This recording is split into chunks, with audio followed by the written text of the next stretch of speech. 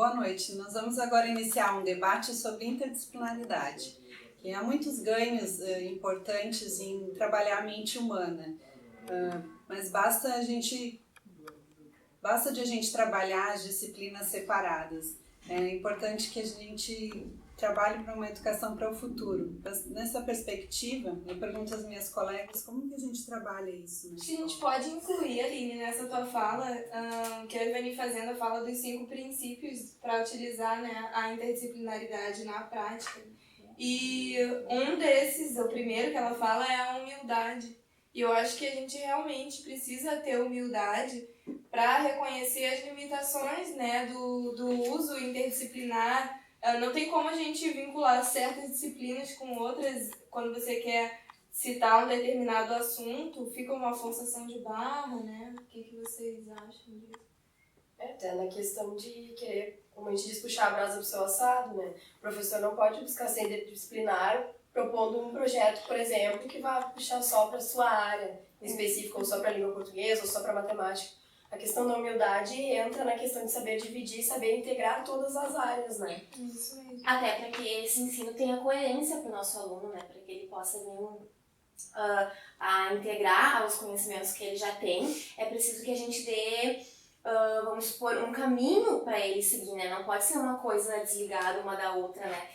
Tem que ter uma ligação, tem que ter um porquê, um propósito daquilo, né? Um norte ali, né? Um norte, exatamente, porque se fica tudo muito desmistificado, ele mesmo acaba se perdendo, né? Então eu acho que daí a interdisciplinaridade que era para ocorrer acaba não ocorrendo, né? O aprendizado acaba ficando, mais uma vez,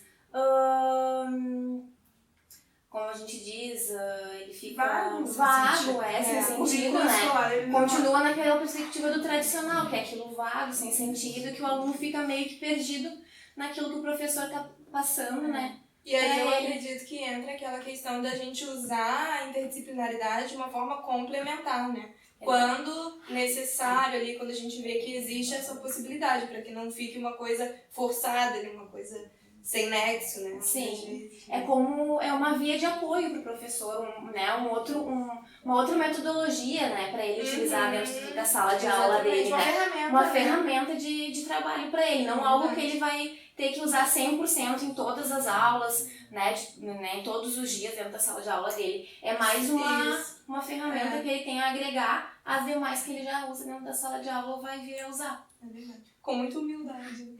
A espera também é importante, né, pra gente saber trabalhar com ela. Muitas vezes a gente é muito imediatista e quer o resultado daquilo que a gente produz o mais breve possível. Na verdade, o currículo escolar ele tem que ser pensado para o aluno, né? A escola é pensada para o aluno, para humanizar o indivíduo que está ali. Então, eu acho que saber esperar faz parte, porque talvez o conteúdo naquele momento na escola não vai ser significativo, mas posteriormente ele pode vir a ser, a criança pode resgatar isso como um interesse pessoal. Sim. Acho que o aluno pode dar um start ali quando ele estiver numa outra situação que talvez não tenha nada a ver e ele pode associar aquilo que foi trabalhado na sala de aula, né? Eu acho que também saber respeitar o tempo de cada criança, né? Exatamente. Porque cada criança tem um tempo, então a gente tem que saber esperar o tempo de cada um. Alguns vão dar uma resposta mais rápida, outros vão demorar mais, né?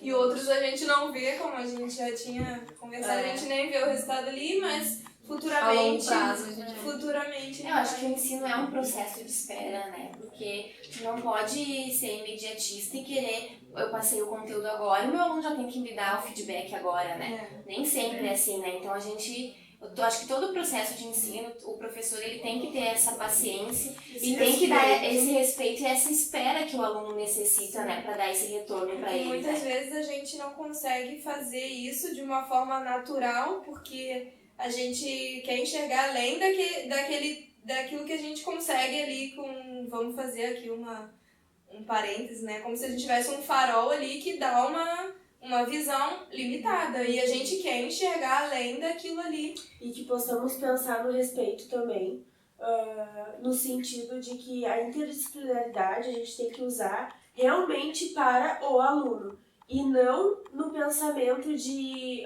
encher os olhos de quem está por fora da escola e que está vendo que a gente está trabalhando assim e que está vendo projetos e de repente até feiras e tudo mais, e que os nossos alunos estão usando isso, mas que a gente pense que realmente isso vai ser usado para o entendimento dele. Que ele vai conseguir linkar essas várias matérias que a gente vai passar para ele. Com a sua Né? vida. Exatamente. Que faça sentido com a rotina dele. E eu acho que entra também a questão da avaliação, né? Da avaliação ser pensada para o aluno, não só para o professor. Não só o professor vê o aluno como um produto pronto, mas sim ver toda essa caminhada e ver que o professor precisa respeitar e perceber esse aluno, perceber que talvez não seja o momento dele ainda, né? Talvez essas construções, essas descobertas sejam feitas em outro momento. Eu acredito que o principal nisso tudo que a gente está dizendo é a gente não se preocupar com esse tempo, com essa questão da avaliação tão rígida e formativa, e a gente acabar pensando realmente a longo prazo, como a gente citou, para que as futuras gerações que nós vamos formar, né, as que estão se formando agora e as futuras, elas possam ser resultado daquilo que a gente produziu nelas. Então, eu acredito que, independente da gente estar ou não vendo o resultado, a gente precisa continuar empenhado nisso, focado naquilo, promovendo, embora não se consiga ver aquilo que a gente gostaria, para que o resultado seja o melhor possível ali. A Roberta podia falar da experiência dela, que a gente conversou ontem até. De tirar os conteúdos, é aquela questão de tirar os conteúdos de caixinhas, né?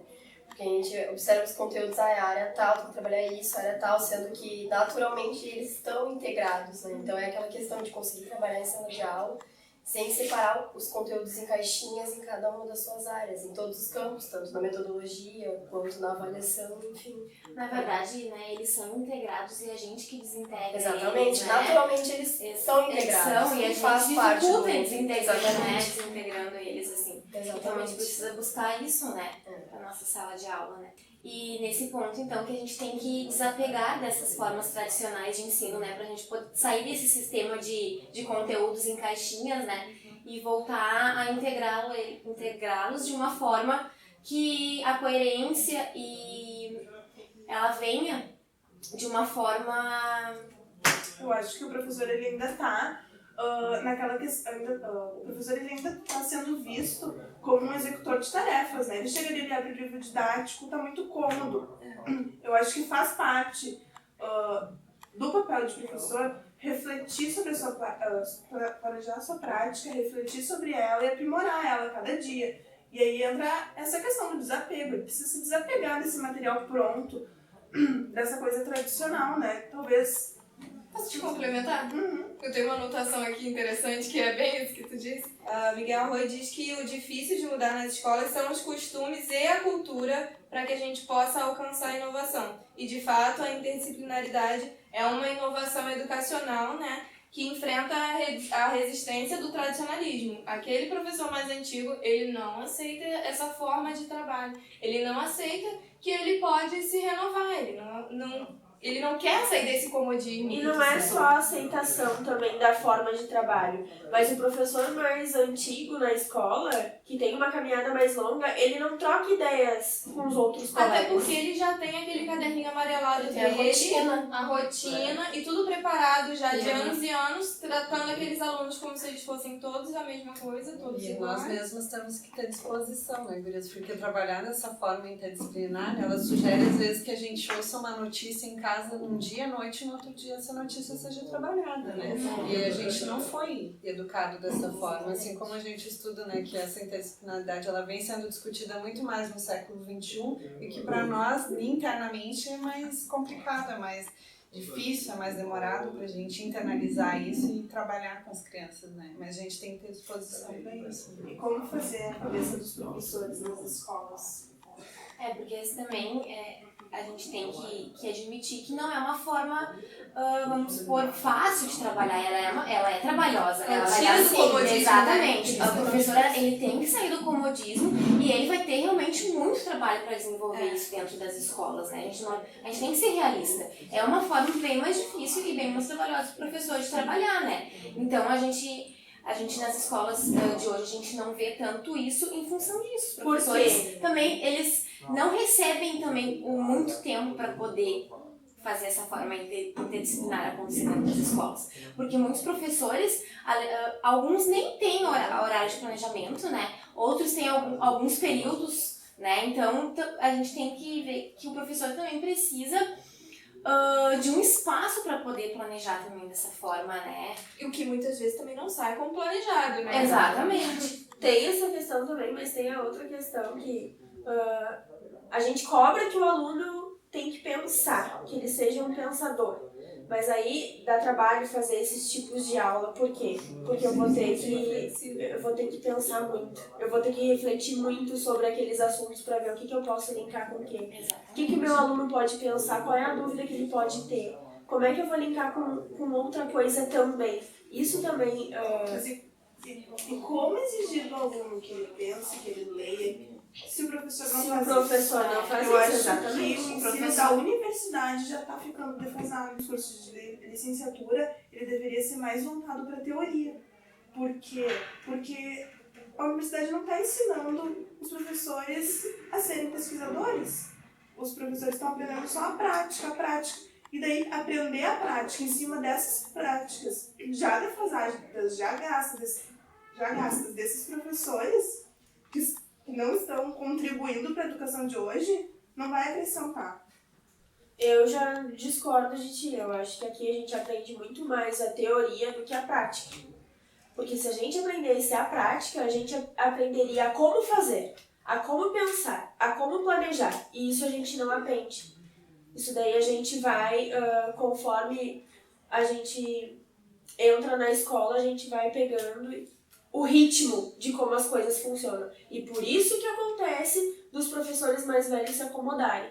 Porque assim como nós, eles também tiveram uma educação assim nas faculdades. E eles foram se acomodando. Por quê? Porque eles não tiveram o incentivo de pensar, o incentivo de planejar. Eu acho que o que acomoda é a prática. Se o professor ele tivesse desde o início, se ele tivesse essa consciência de que o professor, que a pedagogia, ela é uma ciência, ela precisa de pesquisa, a formação continuada ela ia existir. Por que não existe? O professor ele se forma na universidade e ele nunca mais pesquisa nada sobre educação. E ele fica só na prática. E daí a prática é muito mais fácil abrir o mesmo caderno todos os dias, abrir o mesmo livro, seguir a mesma rotina ano após ano, e daí vai se acomodando, e o tempo vai passando, e as coisas não vão mudando. Então, para que isso ocorra, a gente tem que ter o equilíbrio entre as duas coisas, a pesquisa e a prática, seguindo os princípios dos cinco princípios da Ivani Fazenda, que seriam humildade, coerência, espera, respeito e desapego, o qual nós falamos aqui durante o debate. E para a gente, então, poder pôr em prática esses pontos que a gente ressaltou hoje aqui na conversa, é importante que as escolas possam permitir que os professores tenham esses momentos de discussão, de debate, de partilhas de ideias, para que a gente possa colocar em prática esse ensino interdisciplinar que tenha como único objetivo o real e eficaz aprendizado dos nossos alunos.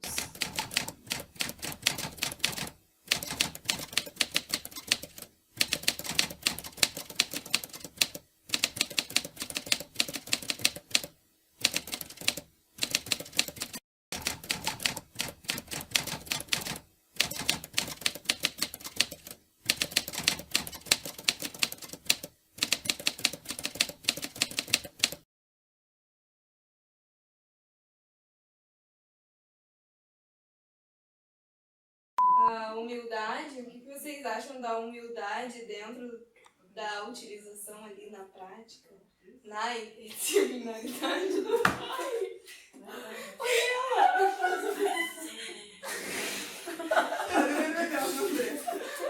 A coerência. Falava bem. Então, eu acredito que a coerência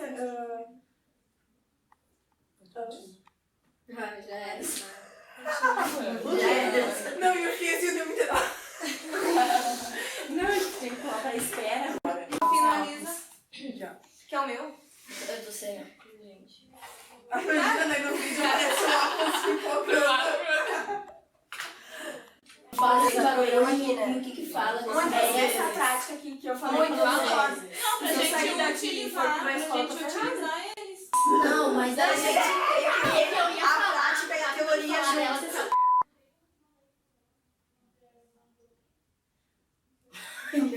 Estamos esperando.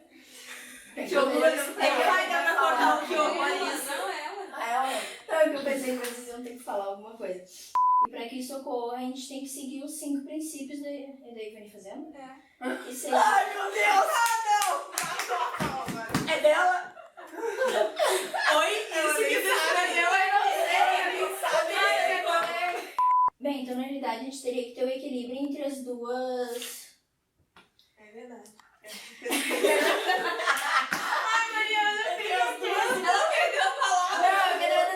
Umidade, carência.